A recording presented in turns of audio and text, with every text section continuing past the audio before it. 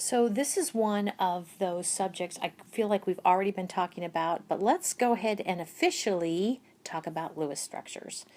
Those Lewis structures that we've looked at, we need to talk more about them. You're going to have to draw them. And the Lewis structures actually start with what I call a pot of valence electrons. Pot of valence electrons. And like the slide says, those valence electrons will be distributed around all of the atoms. And they're distributed such that they want to give each atom a complete set of electrons. So the valence electrons will be distributed. So for instance, let me go ahead and draw CO2. The final Lewis structure we said had the carbon in the middle. It was doubly bonded to the two oxygens. And also those two oxygens, remember I did dot, dot, dot, dot. Okay. Those were called actually now what we call lone pair electrons.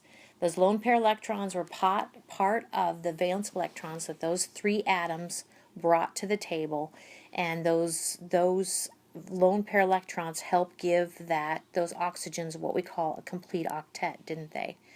And we kind of counted electrons, and we counted electrons around the carbon atom. We also got a complete octet. So that's what's happening behind the scenes to draw this structure, okay? I'm kind of getting sloppy with my lone pair electrons. So Lewis structures. This is, let's see, well, again, this kind of just reviews. Lewis structures, anytime you see the symbol of the elements like carbon or oxygen, you need to be thinking of the nucleus and the non-valence electrons. Anytime you see a dash, you think of either a sigma or a pi bond, but that's like actually two electrons, is each dash. We talked about single bonds, and then we talked about double bonds and triple bonds, and let's pick on the triple. How many electrons are there in a triple bond? There are 3 times 2, or 6 electrons in a triple bond. Now, we also talked about, in the example of carbon dioxide, we had those, I call them dot dots, a lone pair electrons. To me, they serve two purposes. They give those atoms a complete octet, and they're part of the original pot of valence electrons. Then this last thing down here, we kind of talk about, we have north, south, east, and west. Doesn't matter, north, south, east, and west. Nope, no special significance. But it's just kind of a convenient way of kind of counting 8 electrons, 2 electrons in each position.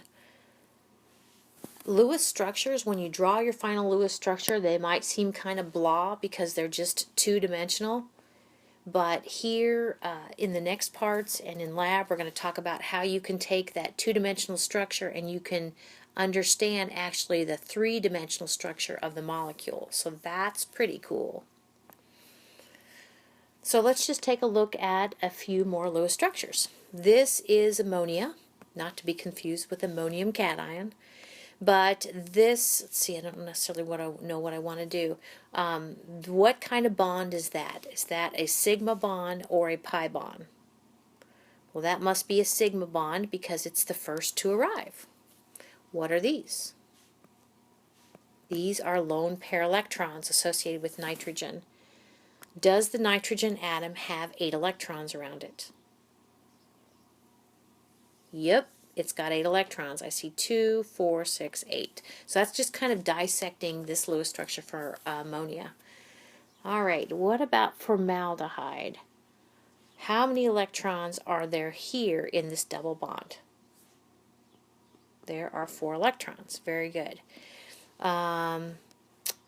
How many electrons, total electrons, are there around this oxygen atom?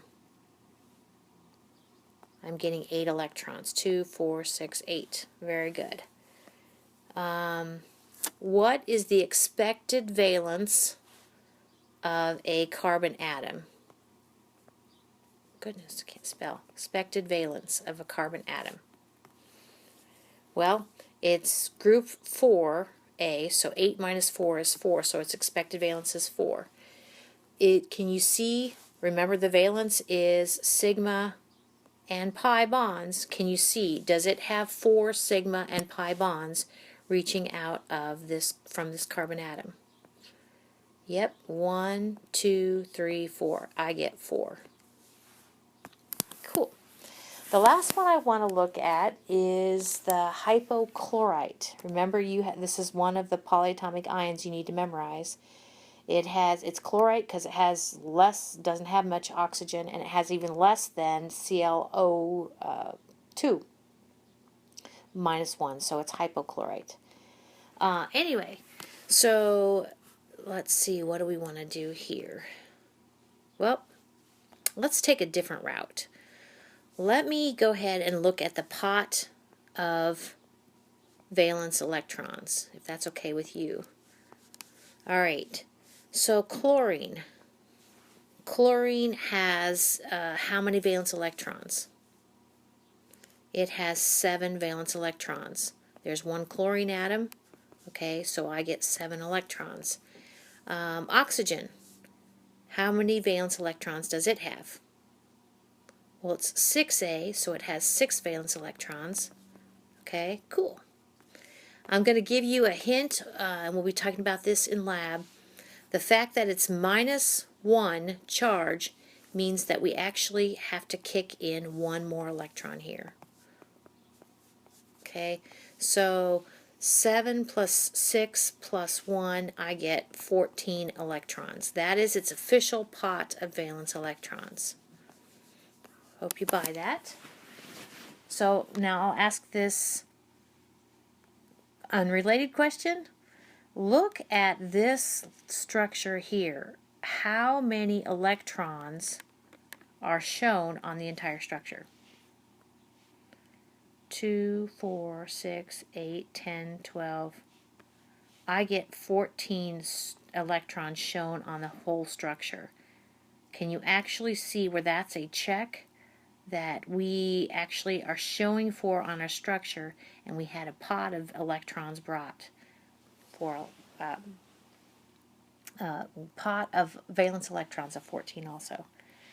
So one last thing is, can you see, and I won't ask this in the form of a question, can you see where if I draw a circle around the chlorine atom, I have 8 electrons. If I draw a circle around the oxygen atom, I have 8 electrons. Okay, so I hope all of that helps. So this is the assignment associated with this part.